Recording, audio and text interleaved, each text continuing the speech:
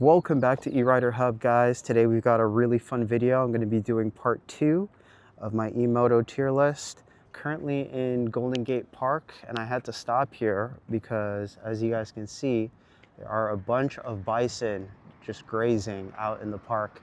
I don't normally see this many in this location. I've been here a few times, and normally they're like off getting fed or whatever, but today is a special day and they're all out just grazing, having a good time. These bison were brought here in like 1890, and I guess they're just conserved, and they have a farm and people take care of them and everything. It's really cool to just be able to see bison just smack dab in the middle of Golden Gate Park. I had to stop and just take this in for a second, so enjoy the video. But anyway, I want to thank everybody for watching.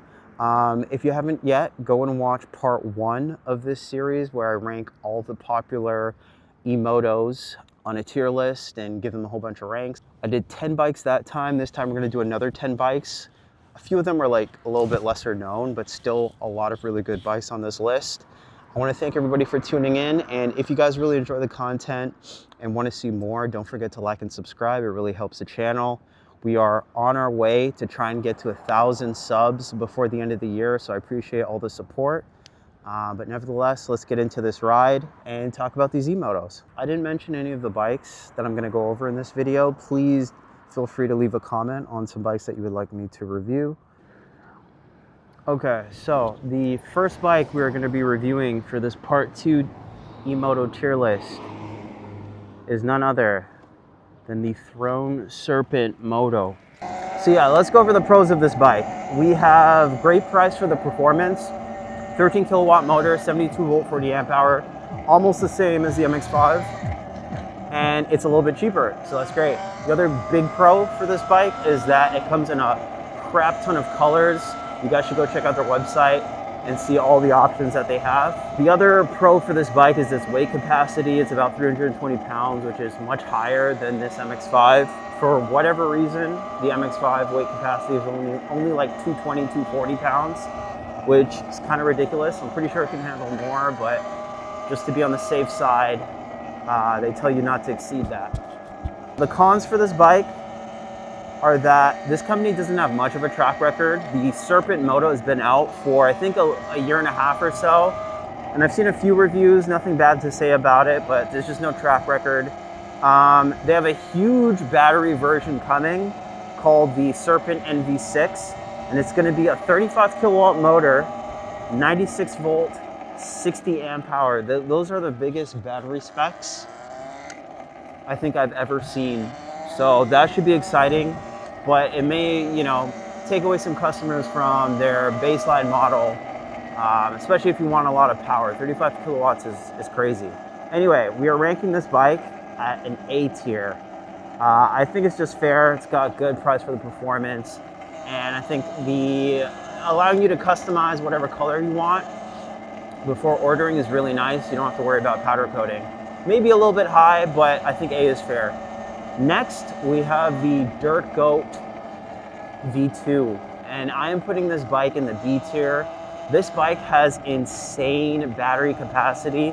It's got a 96 volt 50 amp hour. That is crazy. That huge battery also makes this bike super heavy. And it also has a top speed of 65 miles per hour, which is plenty. Cons of this bike, however, are number 1 is going to be the weight. It's coming in at 200 pounds. Yes, you get all that capacity, but it comes at a price. There's no DOT brakes on this bike. This bike is 200 pounds without DOT brakes. I don't think that's right. I think you'll probably have to upgrade the brakes if you decide to go and purchase this model. I didn't mention the price. It comes in at $5,250. Another downside of this bike is that the Goat company, Goat Power Bikes, they have a good track record when it comes to e-bikes, but Emotos is kind of a new space for them, I would say. I see a few people putting out reviews of this bike, and they seem pretty positive, but they're new to the space, so to speak.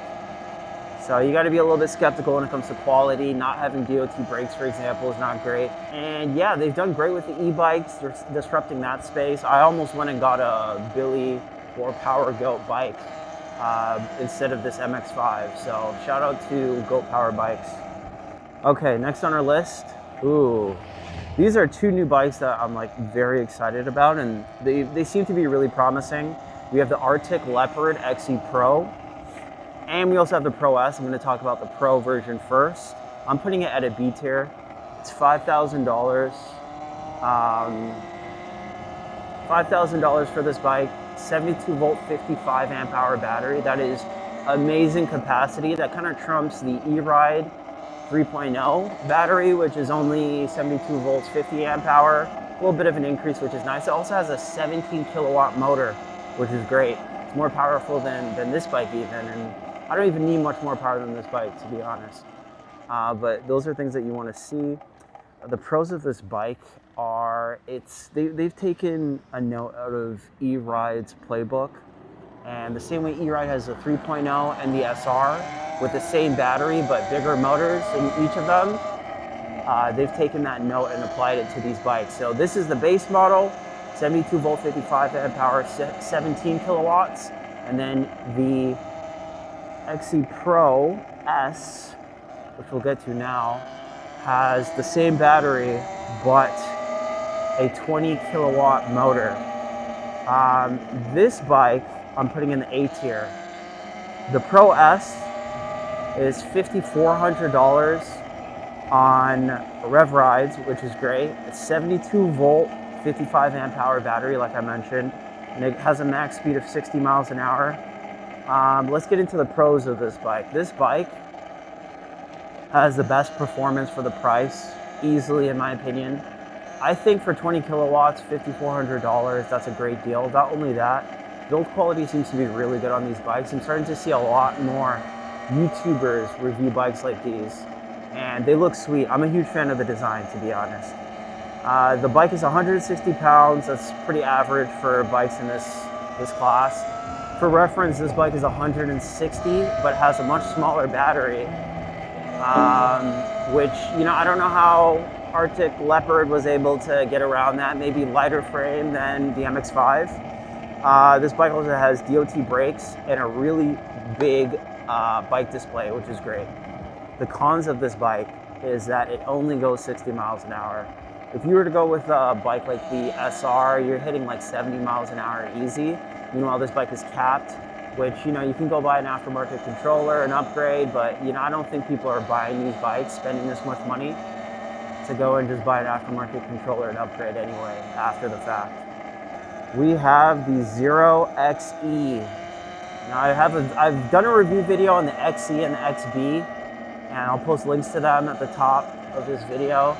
But this is Zero's attempt at building their own versions of Surons. And I'm very interested to see what happens with these bikes. We're going to review the more powerful version first. I'm giving it a B tier. It's a 74 volt, 58 amp hour, 58 amp hour battery. It's got a 15.5 kilowatt motor, which is great. It's $6,500. It's very, very pricey. I think it's too pricey in my opinion. I look at this as competing with the Ultra B. The pros of this bike, it's a very reputable company. Zero's been around for forever. And they are pretty much top dog when it comes to electric motorcycles, building, manufacturing them, selling them. I actually do see a few of them on the roads here in San Francisco. And they're definitely the main leader in that department, for sure.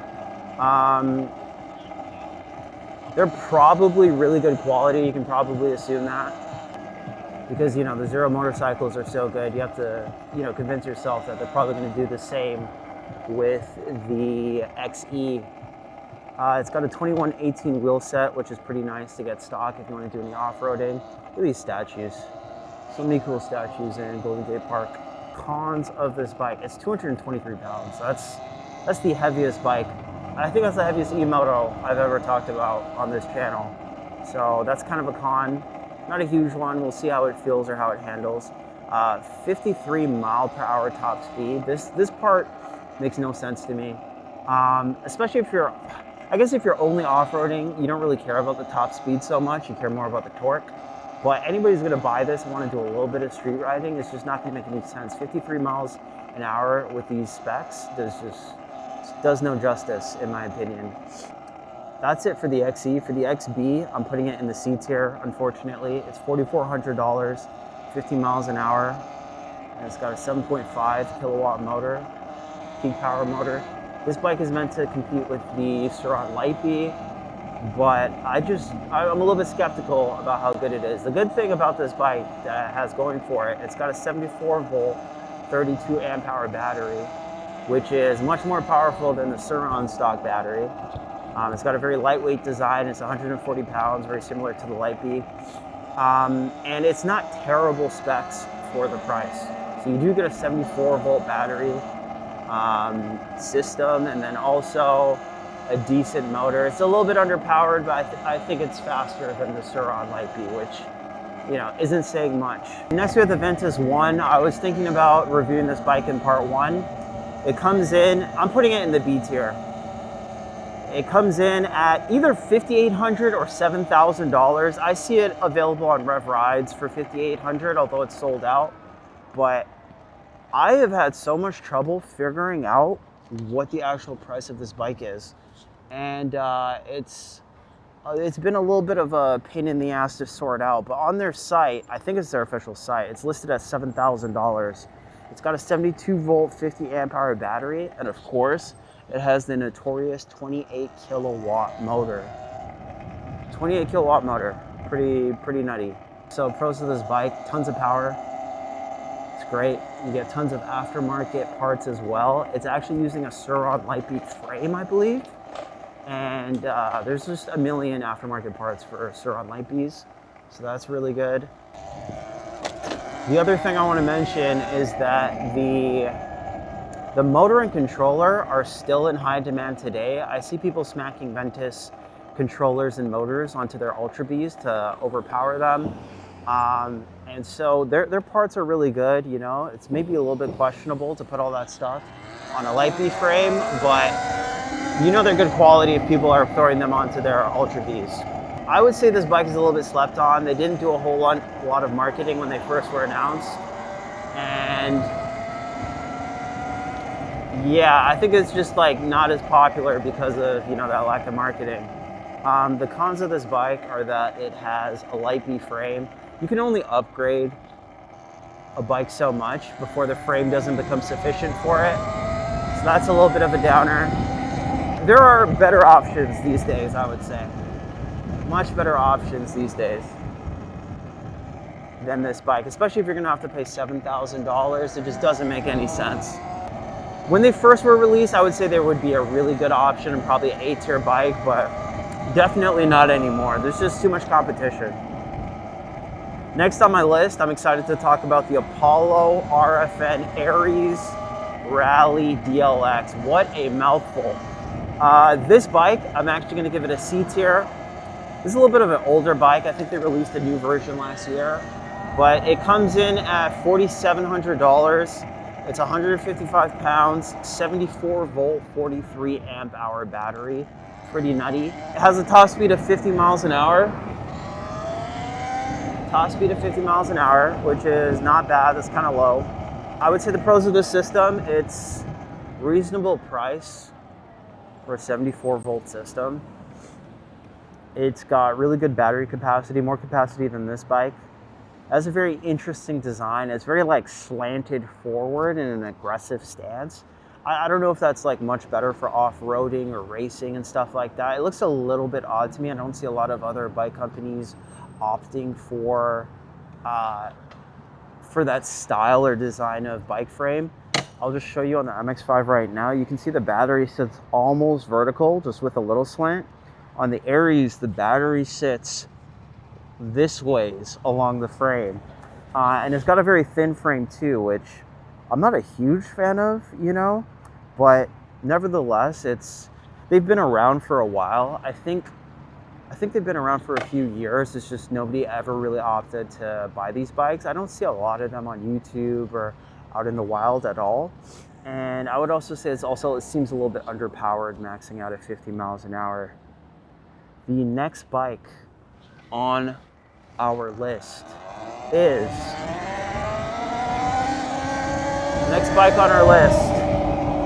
is the Stage 2 M2. This was a personal request from somebody who commented, so I decided to add it to the list.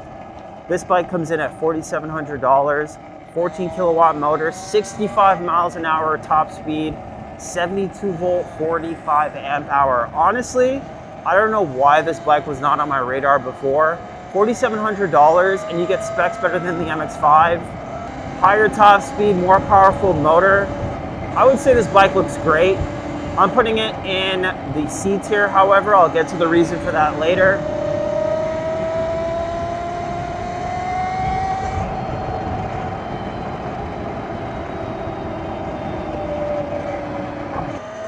Great specs for top speed and battery.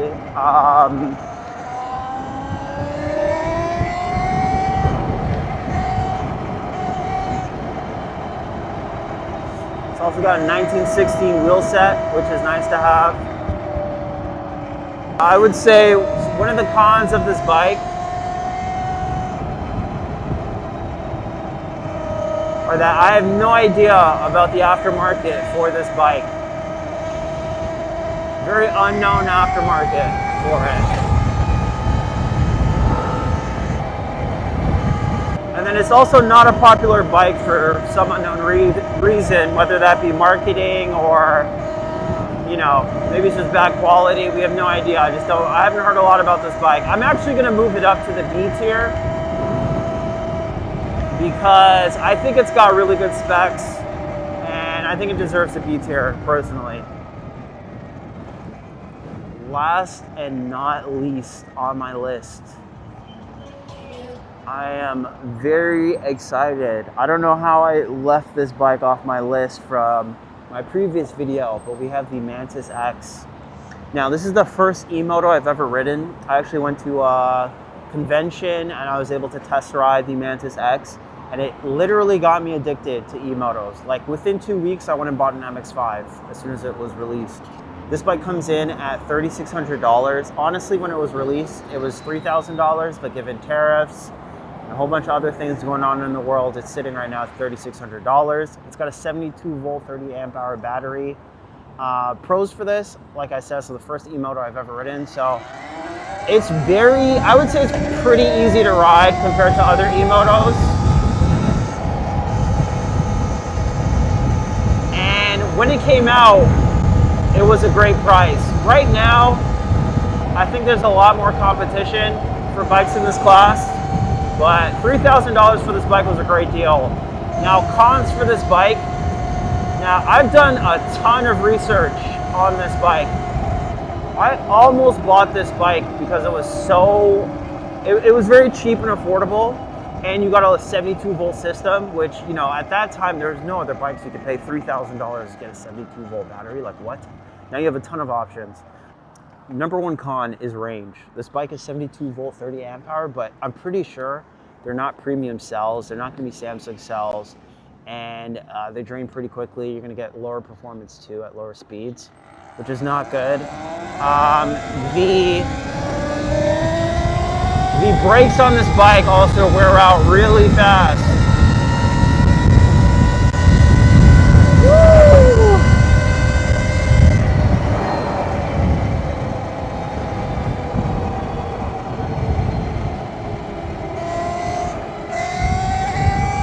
We got some speed, baby.